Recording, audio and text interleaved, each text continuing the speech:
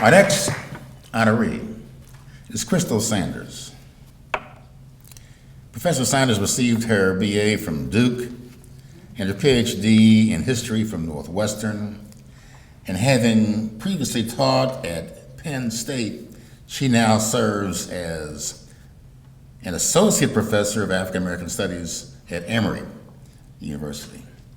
She is the author of A Chance for Change, Head Start and Mississippi's Black Freedom Struggle, for which she received a number of awards, including the 2017 Critics' Choice Award from the American Educational Studies Association. We honor her today for her book, A Forgotten Migration, Black Southerners, Segregation Scholarships, and the Debt Owed to Public HBCUs.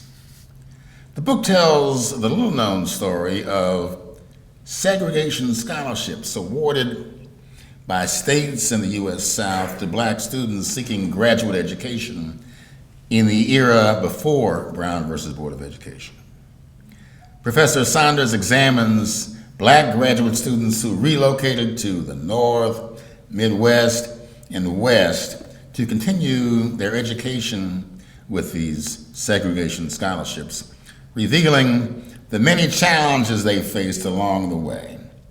In telling this story, Sanders demonstrates how white efforts to preserve segregation led to the underfunding of public black colleges, furthering racial inequality in American higher education. We're honored to present a 2025 Lillian Smith Book Award to Dr. Sanders for bringing to light a little-known story that needed to be told.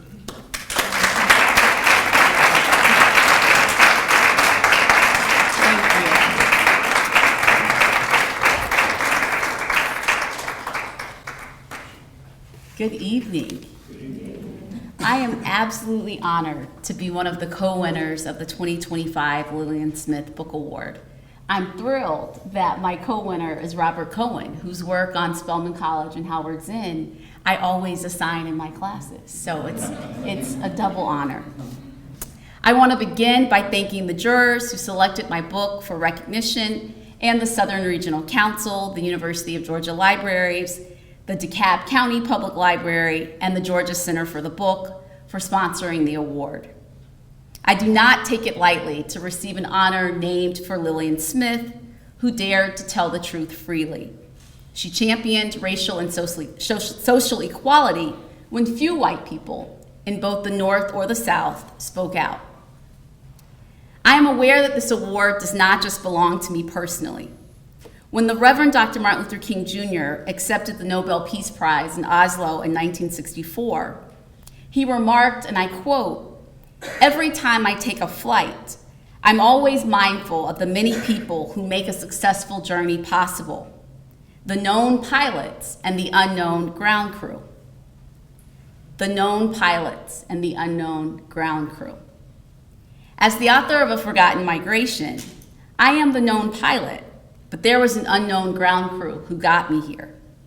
I must thank my husband, Umomo, who has always supported in me, believed in me, and done anything possible to see me healthy, happy, and thriving. I'm also thankful for two of the most loving children ever, Victoria and Alexander, who told me that I was the best teacher and writer long before I won any awards. They are my own personal cheering squad and the reason why I remain committed to shining a light on educational inequality in our nation's history. I want my children to be able to reach their highest intellectual potential, and that is only possible if we dedicate ourselves to understanding the past and ensuring that we don't repeat it. My unknown ground crew also includes my parents, Nathaniel and Vel Sanders, who nurtured my love of history and believed in me before I believed in myself. It includes my in-laws, Uomadimo and Aduam Umomo, who always gave me an encouraging word and lifted me up in prayer. My mother-in-law, Aduam, passed away this past Friday in Nigeria. She literally helped me to get to the finish line. In full transparency, writing a book with two small kids was an obstacle that I was not sure I could overcome. I thought about giving up on this project several times, and in September of 2022, I literally almost gave up when I lacked childcare for my 7-month-old son.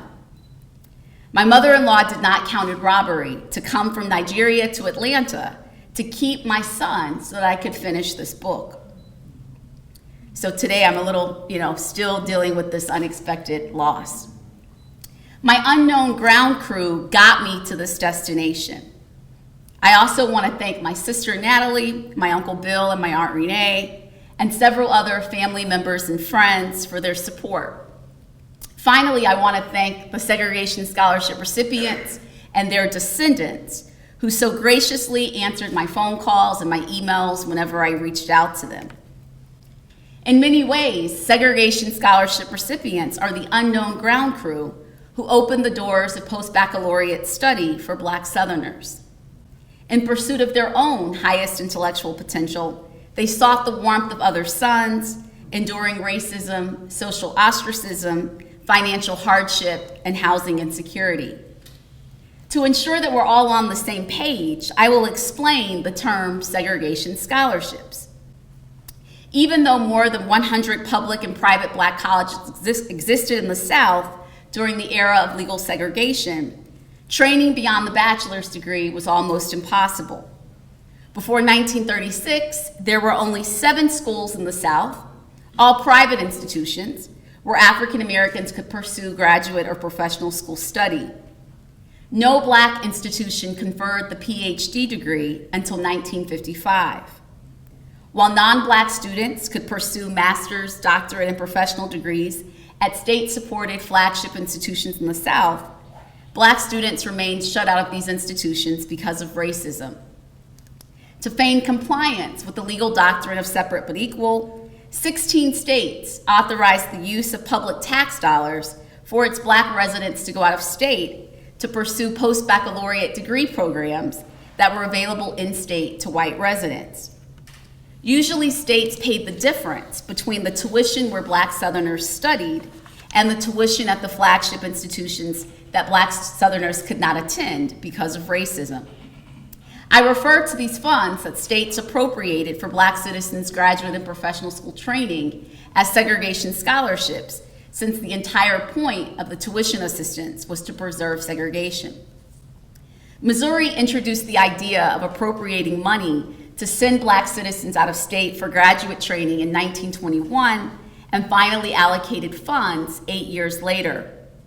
Between 1921 and 1948, 15 other states set up their own system of providing scholarships to Black students to study out of state. Georgia's segregation scholarship program began in 1944. Many of these states paid for their segregation scholarship programs by taking money from their already underfunded public Black colleges. When I first started this project and would tell people about it, their response was always, well, that doesn't seem so bad. These students had the opportunity to study at some of the best institutions in the world. And I would have to remind them that, number one, these students were compelled to leave their home communities and their families in search of the graduate training that white students, Native American students, Asian students, and Hispanic students were able to receive locally. I also had to remind them that the North was not this promised land. These institutions that the students are studying at in the North, Midwest, and West did not roll out the proverbial welcome mat. Such was the case for John Hope Franklin. Franklin was in the first wave of African American Southerners to benefit from segregation scholarships. He received $100 from his native state of Oklahoma to offset expenses at Harvard University during the 1935-1936 academic year. And from 1935 until 1941, Franklin would receive $100 per year from the state of Oklahoma. Franklin remarked that he found Harvard to be a socially challenging place for Black students. He later recalled, and I quote, that a day and often an hour didn't go by without my feeling the color of my skin, in the reactions of white Cambridge, the behavior of my fellow students, The attitudes, real and imagined, struck by my professors, end quote. Racial slights at the Ivy League institution were not simply perceived. In a class where John Hope Franklin was the only black student, he endured the professor telling a darky joke without shame.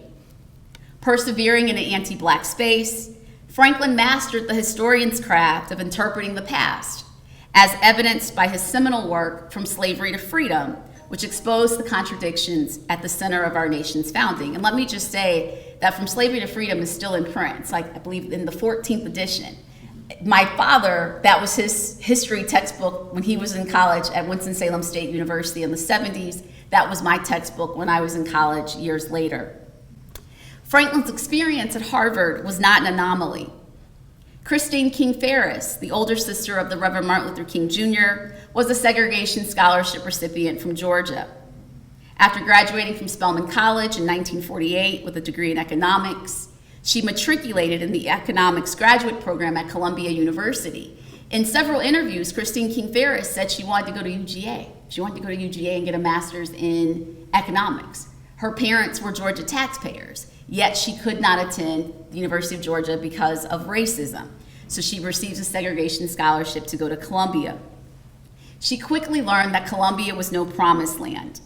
Years later, she asserted that her first semester there was the worst time of her life.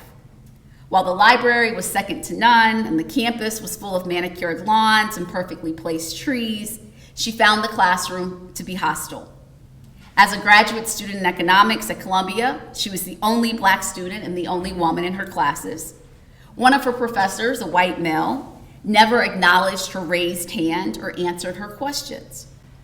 Those who received out-of-state funding routinely faced racial discrimination and social ostracism while studying at institutions outside of the South.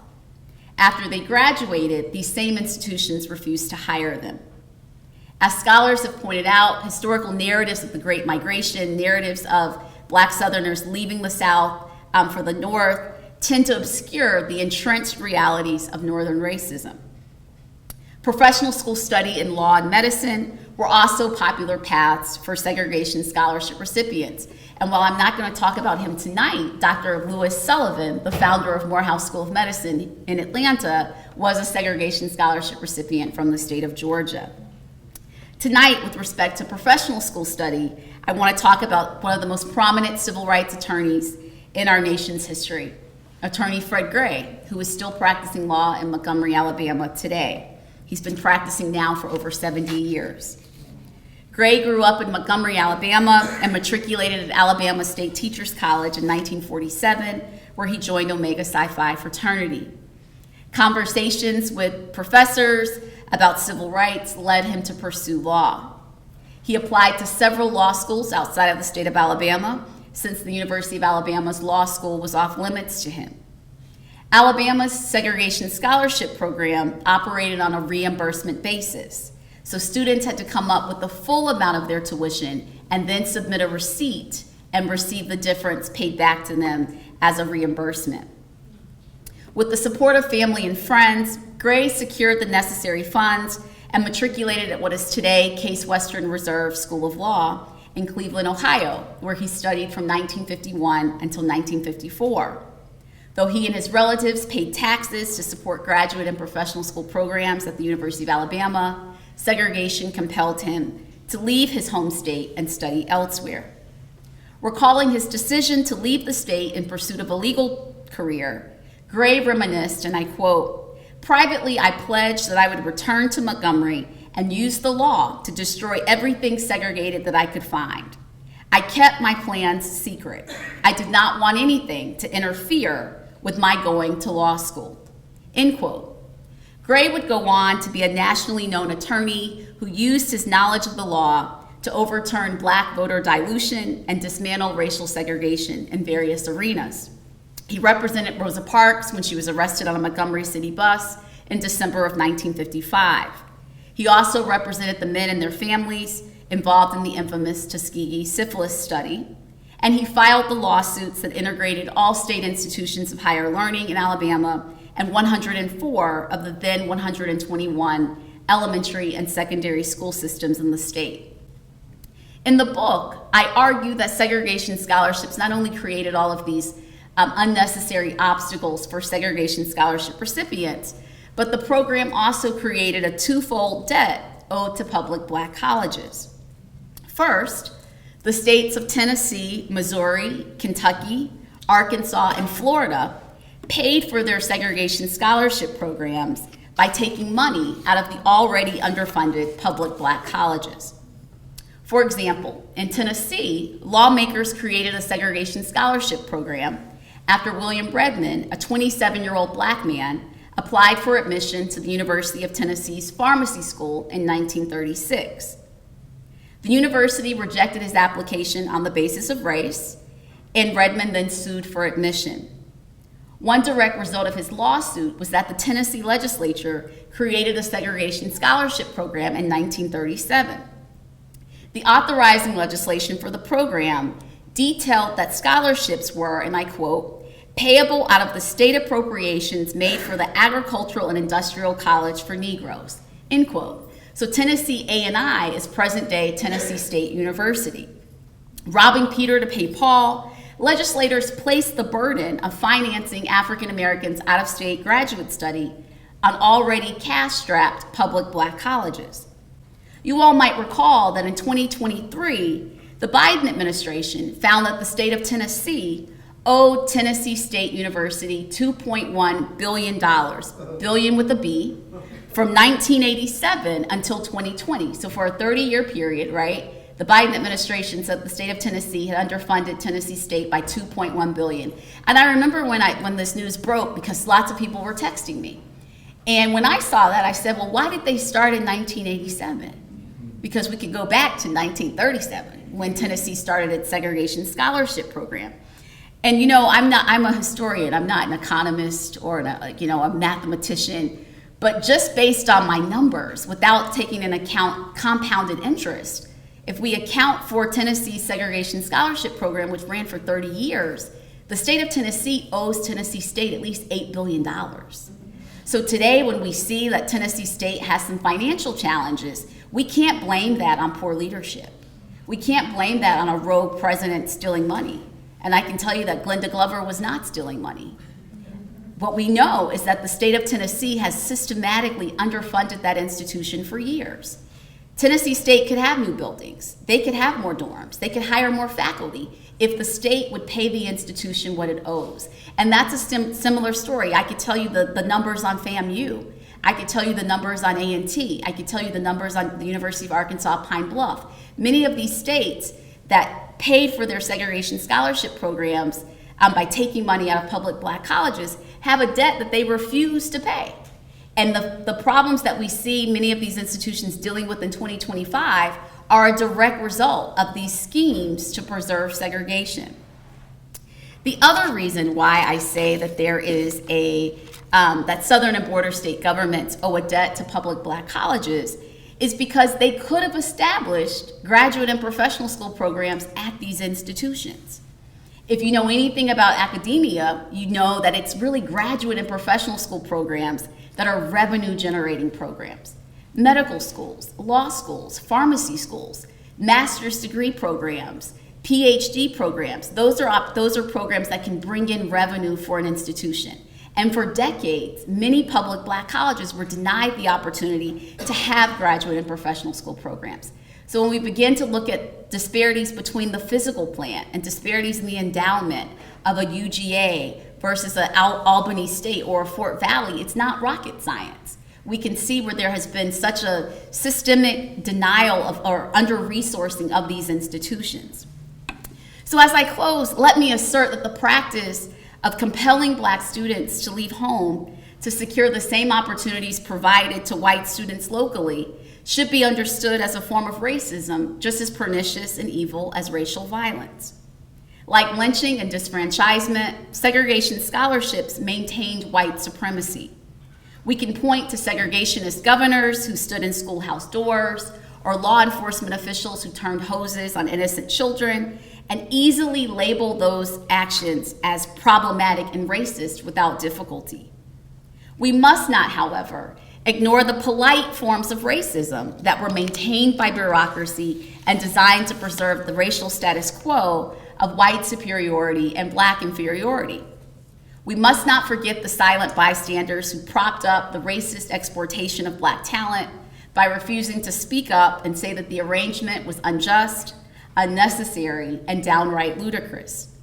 By making their personal peace with segregationist scholarships as a middle ground, even the most well-meaning white officials embraced the idea that there was something so different and wrong with black people that required them to be educated elsewhere. Let this be a lesson for all of us today to bear witness to what has happened in the past and fight and resist inequality in any form in the present. Thank you.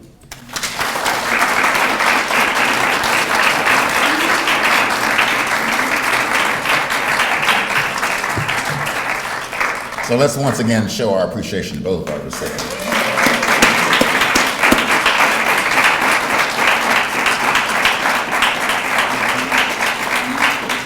So as Joe comes forward to moderate the Q&A session, I have a question that's occasioned by reading both of your books. And that is, you know, many of us know the story of Horace Ward, you know, who after being denied admission to the University of Georgia Law School, sued the school for discrimination. Many of us know that the suit took a number of years, and many of us know that the suit was eventually dismissed because it was moot, because by the time his motion was heard, he had already received a degree from Northwestern. The question that's occasioned by these books is, who paid for that degree? Do we know? I believe his funding was actually, if I remember correctly, I'd have to go back into the archives. There was a group of NAACP lawyers who paid for, there was a pool of money used for plaintiffs in many of these cases. And I believe he got money from there. I don't believe he was a segregation scholarship recipient. I've never seen him on any list from Georgia. But there were several, like the same thing with the case of Donald Murray out of Maryland. Okay. In that case, the NAACP lawyers, in conjunction with Alpha Phi Alpha fraternity, paid for his tuition rather than receiving a segregation scholarship, because they did not want taking the segregation scholarship to hurt their legal challenges. So they found a way to pay for them. Are there other questions? So I've had informal conversations with faculty and administrators at HBCUs, and typically I say, you know, tell your alumni to go look in the archive and get a legal research team, and you know, the documents are there. In a more organized fashion, I just recently started, surprisingly, the UNCF called me in to talk about this, even though when we think of the UNCF, we think of private institutions. But they're doing a lot of work with Thurgood Marshall Foundation, so they called me in. That has just started recently, like in late July, early August, I began having conversations with them. Surprisingly, many of the institutions that have reached out to me were institutions that were popular destinations for segregation scholarship recipients. So two of the most popular destinations were the University of Michigan and Teachers College, Columbia University. And both of those institutions have tried to acknowledge what role they played in propping up the system of segregation. So they've been really eager to try to track how many segregation scholarship recipients they were receiving every year, and to acknowledge that, you know, they were a party to this, right? Because they could have said, well, we're not going to admit you because we're going to help you on a lawsuit to get your flagship institution to admit black students. So there has been some acknowledgement by those two institutions of trying to show just how much, or figure out just how much money they got from Southern state governments. I wonder, you talked about the pressure that universities are under right now, and you know, and the policies that are trying to undo DEI, et cetera. Can you talk a little bit about, I mean, both of you are obviously writing about race and racism. Can you talk a little bit about how you're navigating, I'm trying to ask this diplomatically, how you're navigating those kinds of pressures? I mean, you know, I'm a faculty member in the Department of African American Studies at Emory, and we remain committed to doing our jobs, which is to give our students a well-rounded education that prepares them to think critically, that prepares them to be able to express themselves coherently, and that gives them a knowledge of the past that helps them to understand the world in which they live in. And that, our game plan is not changing, right? I mean, yes, there's perhaps more microscopes on what we do. I still teach my courses the same way I've always taught them, because I feel like I have a duty to teach my students the truth, as Lillian Smith or Ida B. Wells said the truth freely, right? I can't change. I'm